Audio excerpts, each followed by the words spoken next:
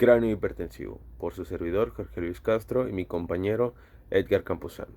Bueno, el cráneo hipertensivo se va a definir como el aumento de la presión intracraneal, la cual supera los mecanismos reguladores cerebrales. Vamos a estar hablando de un cráneo hipertensivo el cual supera los 20 milímetros de mercurio.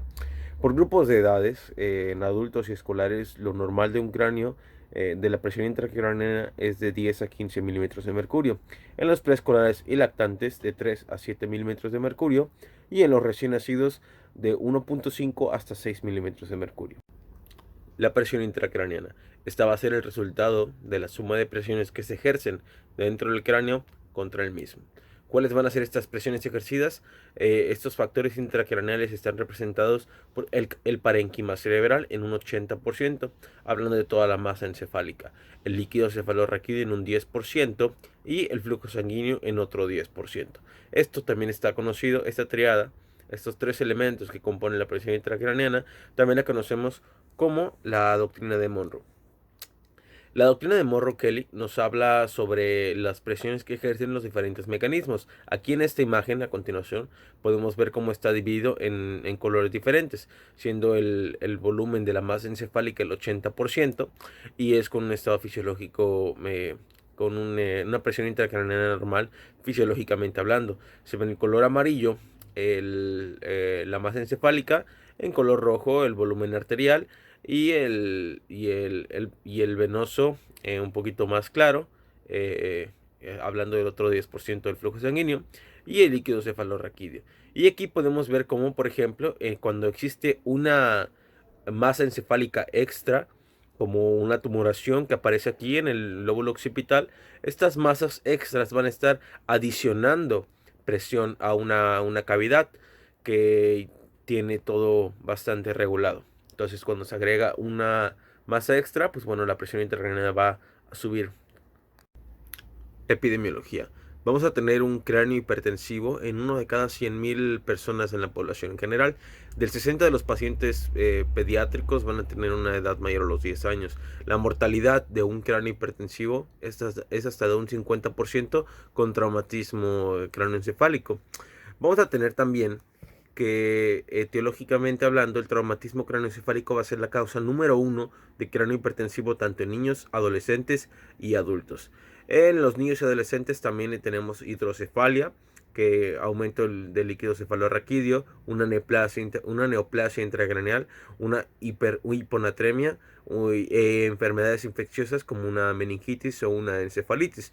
No olvidemos también todas las enfermedades congénitas que pueden provocar la hidrocefalia o la hidroanencefalia. En los adultos, después del traumatismo craneoencefálico, una hemorragia intracraneal, que no necesariamente tiene que ser consecuencia de un traumatismo, puede elevar la presión intracraneana. También tumores, abscesos, la hidrocefalia y la eclampsia. Una buena manera de dividir también la etiología de una hipertensión intracraneana es a través de dividir la causa por el parénquima, las causas del parénquima, de la vasculatura o del propio líquido cefalorraquídeo, que recordamos son los tres componentes de la doctrina de Monro-Kelly. Y bueno, en las causas del parénquima tenemos en el primer lugar, otra vez, la contusión o el traumatismo cráneoencefálico, la hemorragia, la isquemia, por ejemplo. Cuando existe un déficit de oxígeno, se estimula la glucólisis anaerobia, la cual va a producir más dióxido de carbono. Y esta elevación del dióxido de carbono va a provocar que se eleve la presión intracraneana. Los procesos neoplásicos, como los tumores, de los que hablábamos al principio, cuando tienes una cavidad constante, con una masa constante y los niveles constantes, y empieza a crecer otro contenido dentro de esta misma cavidad, la presión no va a ser la misma, va a aumentar conforme el tamaño de esta nueva masa aumente. Y claro, cuando se vencen los mecanismos reguladores de la presión intracraneana. También en procesos infecciosos, ya sean virales o bacterianos, como una encefalitis, cerebritis o meningitis. En los procesos de hiponatremia, cuando hay un desbalance hidroelectrolítico tan severo, esto es cuando existe una hiponatremia severa. Cuando hablamos de una hiponatremia severa, cuando los valores son por debajo de 30 miliequivalentes. Y también postradiación o en el caso de un absceso. En las causas de etiología vascular tenemos las del venoso y el arterial. En el venoso tenemos con la trombosis del seno dural, el síndrome de vena cava superior, la compresión yugular, una alta presión positiva al final de la expiración, hablando de la ventilación mecánica. Y en la parte arterial, como un aneurisma muy grande puede provocar una hipertensión intracraneana, envenenamiento por CO2, que esto puede provocar una hipercapnia, o en el caso de ser solamente carbono puro, pues bueno, este envenenamiento también puede aumentar la presión intracraneana. Convulsiones, ya mencionamos la hipercapnia, la hipertensión maligna, un anestésico inhalado o incluso también una hipoxia que nos va a conllevar también a aumentar los niveles de dióxido de carbono. En el líquido cefalorraquídeo, como la hidrocefalia, un pseudotumor cerebri, un quiste aracnoideo, una neoplasias del plexo coroideo o una malfunción de la válvula. Otras de las causas pueden ser como cuerpos extraños, craneosinostosis, tumores óseos o un neumoencéfalo.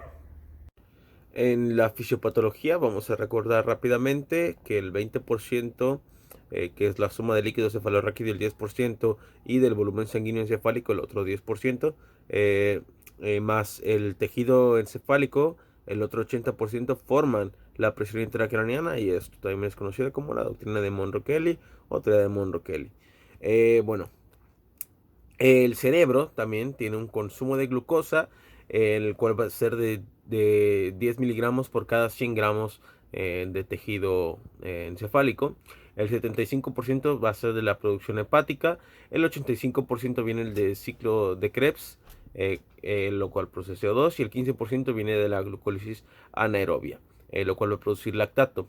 El cerebro representa el 2% del peso total corporal, del 12 al 15% del gasto cardíaco, consume un 20% del oxígeno total del cuerpo y ocupa de 3.5 milimoles de oxígeno por cada 100 gramos de tejido por minuto, y de 45 a 55 mililitros por cada 100 gramos de tejido por minuto.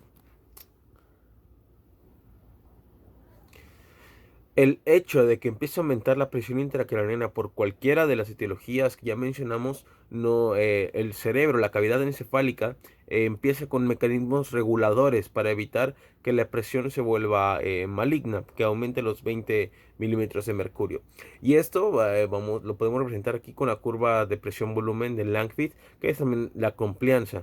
Esta complianza representa los parámetros, los sistemas de compensación que se tienen para evitar que la presión suba demasiado, en los cuales tiene que ver con reducir la cantidad del flujo sanguíneo o con disminuir la producción del líquido cefalorraquídeo, que depende de la presión, aunque es debatible también este argumento de si depende o no de la presión intracraneal la producción de líquido cefalorraquídeo.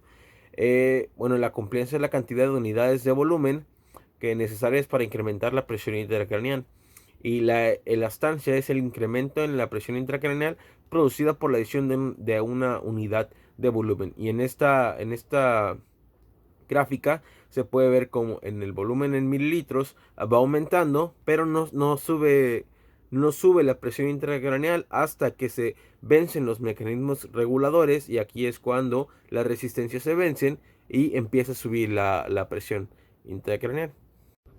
Fisiología del líquido cefalorraquídeo. Un componente importante en la presión intracraneal va a ser la producción del líquido cefalorraquídeo. Y pues bueno, para poder entender su función tenemos que primero ver de dónde viene, dónde se produce y hacia dónde va rápidamente. La fisiología del líquido cefalorraquídeo. Bueno, empieza su producción en los plexos coroideos, en los plexos coroideos, a los ventrículos laterales, y estos pasan por el agujero de Monro y llegan al tercer ventrículo. Después por el acueducto de Silvio llegan al cuarto ventrículo, y luego a través del agujero central de Magendie y los laterales de Luschka van a llegar a la cisterna magna, y esto al espacio subaracnoideo, donde van a seguir con la distribución a toda la masa encefálica, a toda la cavidad, porque van a llegar al cerebro, a los senos venosos cerebrales durales, y a la sangre últimas van a terminar en la sangre venosa sistémica. Cabe resaltar que se producen entre 0.3 y 0.4 mililitros de líquido cefalorraquídeo por minuto, hasta 24 mililitros de líquido cefalorraquídeo en una hora, y cada 8 horas se renuevan hasta 192 mililitros de líquido cefalorraquídeo. Esto, aunque se cree poco, tenemos que recordar, tenemos que dimensionar que es una cavidad con presiones bastante reguladas. Entonces el aumento en la producción de líquido cefalorraquídeo, o que se taponee uno de los agujeros donde se drena el líquido cefalorraquídeo, puede representar un aumento de la presión intracraneal bastante severo. Y también, bueno, el dato que mencionábamos antes, y que es dependiente de presión, pero bueno, hay autores que dicen que no es dependiente de la presión. Bueno, en este esquema más simple podemos ver, aquí están los ventrículos laterales, ya se produjo el líquido cefalorraquídeo, y ya tenemos aquí de los ventrículos laterales, los cuales van a estar ubicados en ambos de los hemisferios, como se puede ver aquí en la imagen de la derecha.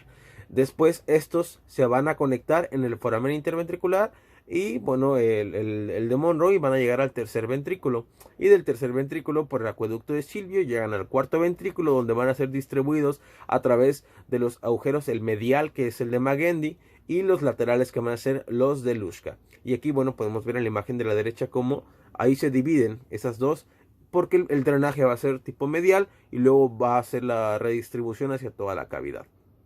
En esta otra imagen de este lado podemos ver cómo viene la dirección. La primera, la del lado izquierdo, ahí hay una ligera flecha donde se ve cómo van bajando medialmente el líquido cefalorraquídeo, y ahí pasa anterior, posterior hacia el tallo, llega hacia el cerebelo, y bueno, por los espacios que existen aquí, hablamos de los ventrículos laterales, bajan al tercer ventrículo y luego se distribuyen hacia el cuarto ventrículo, donde van a pasar a su circulación completa. Una vez abordado el líquido cefalorraquídeo de esta manera estructural anatómica, podemos comenzar con el edema cerebral. El cual, bueno, en el edema cerebral podemos diferenciarlo entre el vasogénico y el citotóxico. Básicamente lo que ocurre en un edema vasogénico es que ocurre una salida de líquido y proteínas del espacio intravascular, o sea, plasma. Va a ser debido a una vasodilatación que va a provocar la extravasación del contenido de los vasos, pero no van a pasar eritrocitos, solamente va a pasar plasma. Y esto, bueno, puede provocar que hay una disminución de la barrera hematoencefálica, e incluso una ruptura de la misma, lo cual va a provocar que empiece a incrementar la presión intracraneana. En el edema citotóxico va a ocurrir un proceso fisiopatológico diferente, porque aquí va a haber una difusión de la bomba de sodio-potasio, que es ATP dependiente. Y bueno, esto va a estar afectando a los receptores neuroexcitatorios, y el aumento del potasio dentro de la célula lleva a una difusión de agua dentro de la misma, y esto puede provocar una turgencia de astrocitos, y a su vez todo esto va a conllevar a que aumente la presión intracraneana. El edema intersticial o hidrocefálico alrededor de los ventrículos cerebrales, provocado por la transsudación de líquido debido al aumento de la presión hidrostática del líquido cefalorraquídeo. Aquí podemos ver cómo se regula el flujo sanguíneo cerebral, en el cual tenemos una perfusión, una presión de perfusión cerebral, la cual va a ser de entre 80 a 100 milímetros de mercurio, y esta va a ser el resultado de la diferencia entre la presión arterial media y la presión intracraneana. Recordando que la presión arterial media es promedio de 95, y la intracraneana es menor a 10 o incluso hasta 15, habíamos visto al principio. La presión intracraneana es el equivalente de la presión venosa cerebral menos 2 a 5 milímetros de mercurio.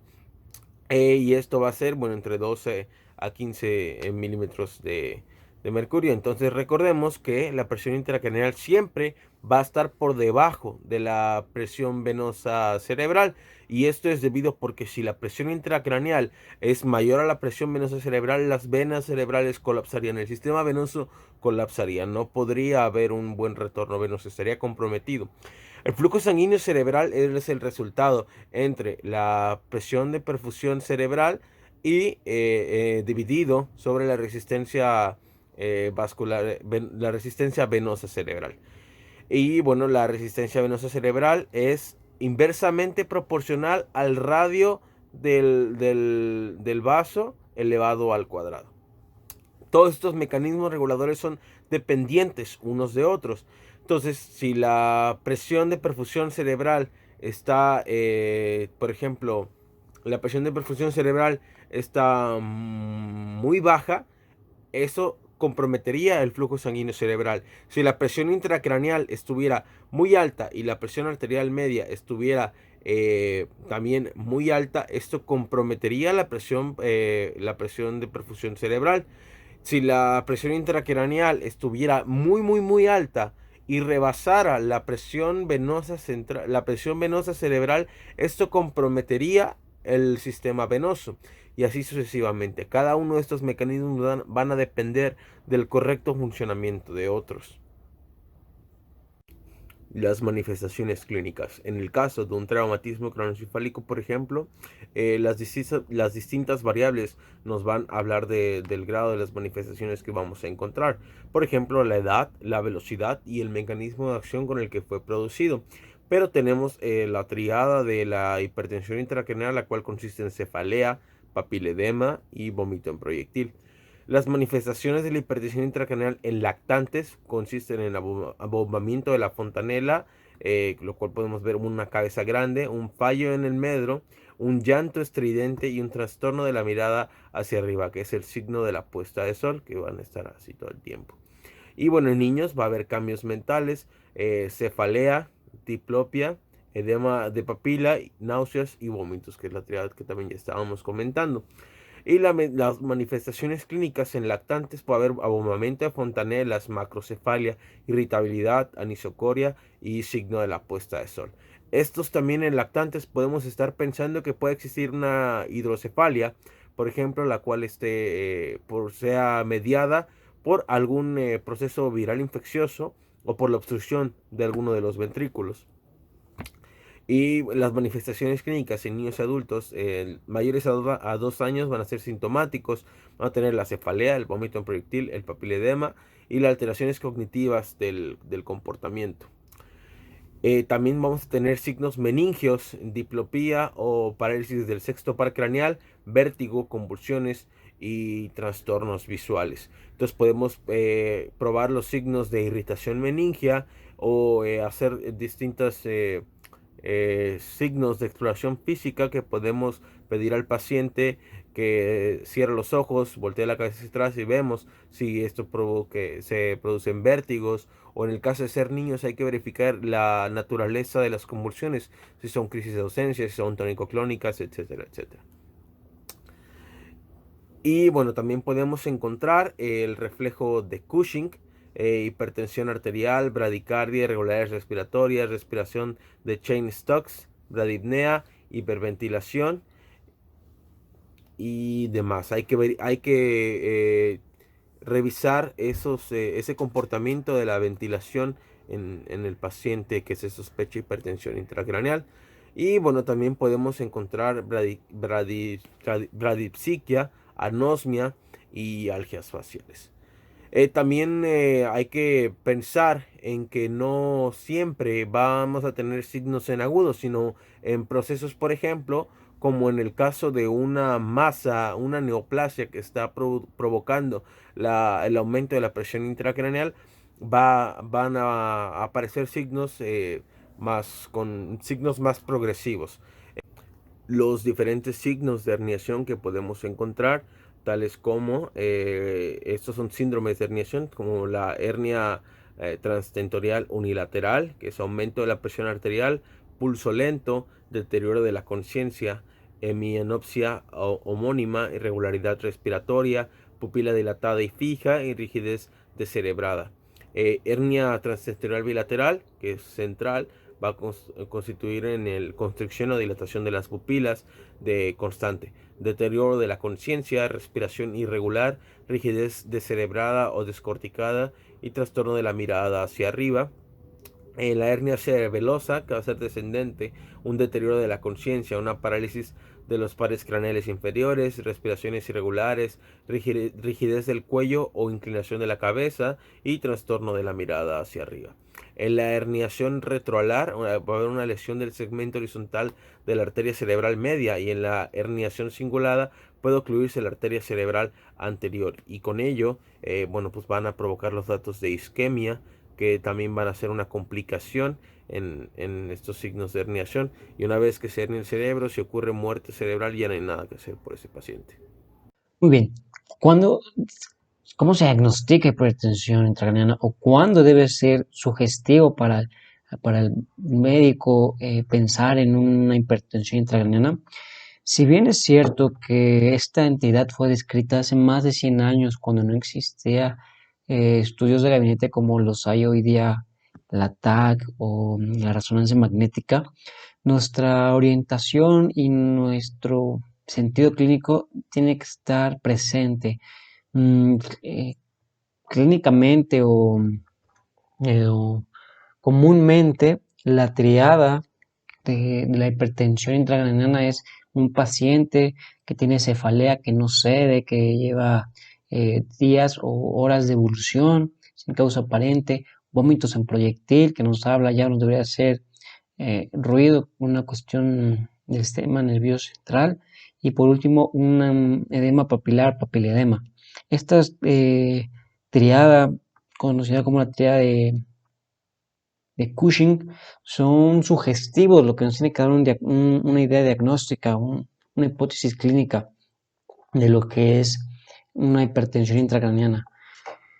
Si bien es cierto que a la hora de hacer la cuestión y el abordaje clínico, nos podemos valer de instrumentos como la resonancia magnética y la TAC. Primero tenemos que tener la sospecha de la causa de la hipertensión intracraniana, porque la hipertensión intracraniana hay que considerarla como un síndrome. Nos va a dar todas estas manifestaciones clínicas en secundario a muchas etiologías. Entre ellas tenemos que considerar la triada de Monroe-Kelly, ya sea que sea una cuestión o la causa una estructura del cráneo, lo que va a impedir em, la distensión. O sea, puede ser que sea una cuestión ósea, puede ser una cuestión de tumor, de absceso, que esté produciendo un efecto de masa y con ello presionando mm, toda la parénquima del encéfalo. Puede haber una cuestión de drenaje tanto vascular como de líquido cefalorraquídeo. Entonces, más allá de el diagnóstico de la hipertensión intracraniana, también tenemos que tener presente la posible causa de la hipertensión, o sea, verla como un síndrome.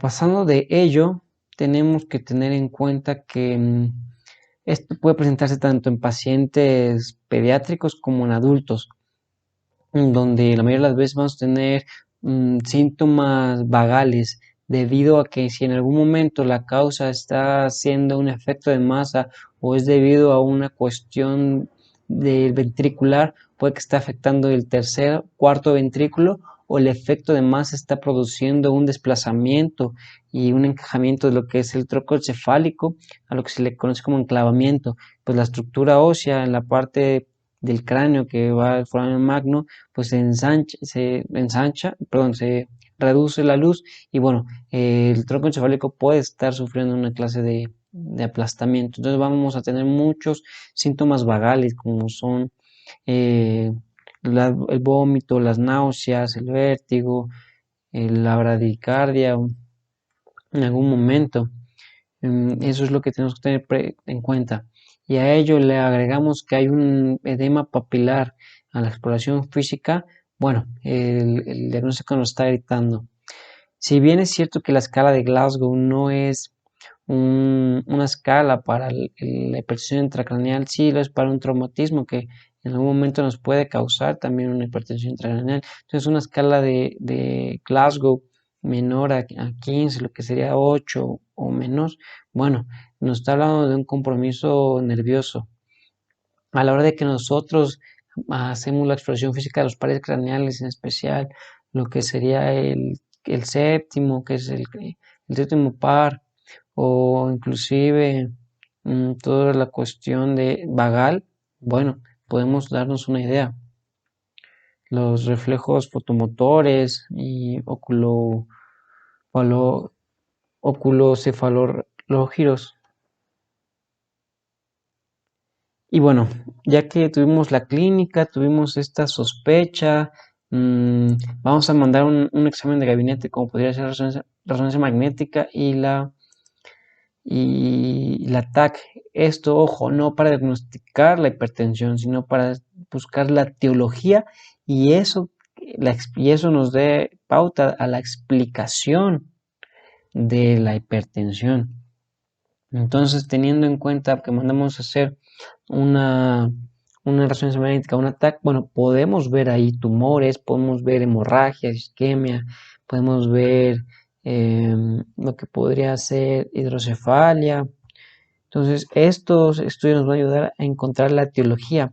Ahora bien, si quisiéramos saber la presión intracraneana como tal, bueno, se tienen fórmulas que es la presión, bueno, podemos sacar la presión parcial de perfusión craneal con la presión media y con la presión intracraneana, donde la presión de perfusión craneal es igual a la perfusión arterial media menos la presión intracraneana. ¿Esto qué significa? Que para tener esta presión intracraneal, pues tenemos que hacer un abordaje invasivo con un catéter interventricular que, bueno, no es una primera opción, para nada es una primera opción hacer un abordaje invasivo a nivel del cráneo.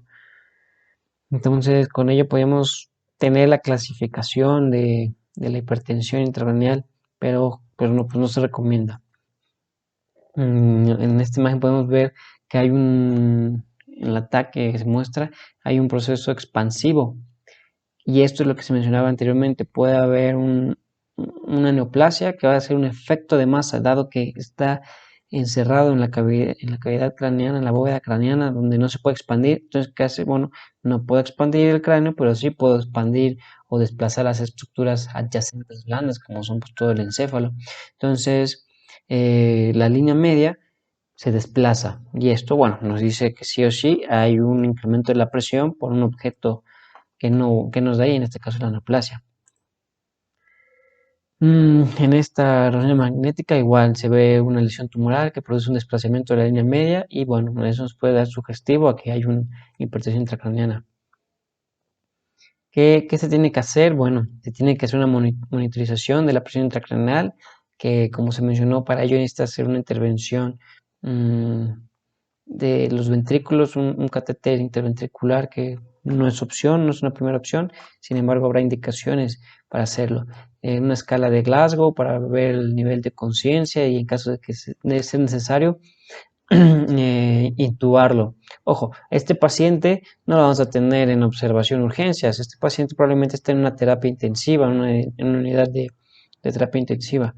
Entonces se le va a dar un manejo, se le va a estabilizar en caso de ser necesario, en caso de que tenga un desorden homeostático, pues se estabiliza, en el que necesite ventilación mecánica, pues se le va a aplicar.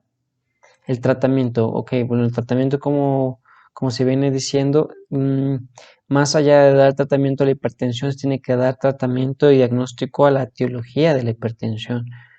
Entonces, si bien es cierto lo que se tiene que hacer, como se mencionó, es estabilizar al paciente.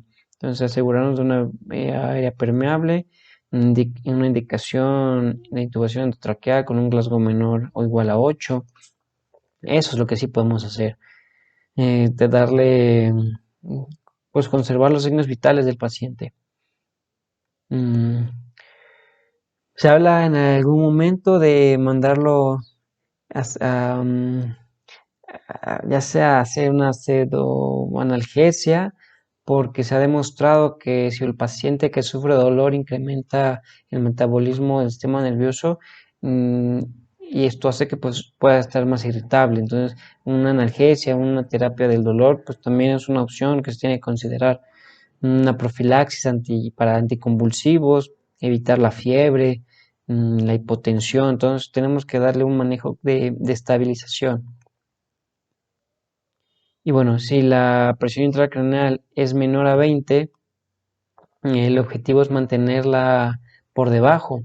El tratamiento debe basarse en el conocimiento de la causa del PIC, pues en este caso pues, la más probable es una neoplasia, y la hemodinamia, lo que mencionamos, una presión arterial media que nos refleja mayor de 90, eso nos va a asegurar que por lo menos la perfusión cerebral es mayor a 60 y con ello pues nos aseguramos de que el aporte de oxígeno en el cerebro es adecuado. Si la presión arterial media baja, pues tenemos que elevarla porque eso significa que nuestro paciente no estará recibiendo el flujo necesario a nivel encéfalo y bueno, eso nos va a complicar a después de tener no solo una presión intracraneal, una hipertensión intracraneal, sino ya una isquemia.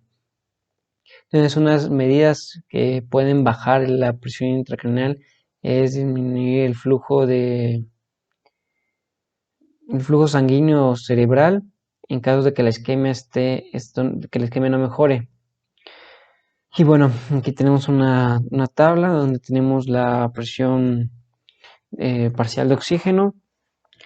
Y si es mayor a 75, bueno, aumentamos el flujo cerebral, el flujo sanguíneo cerebral.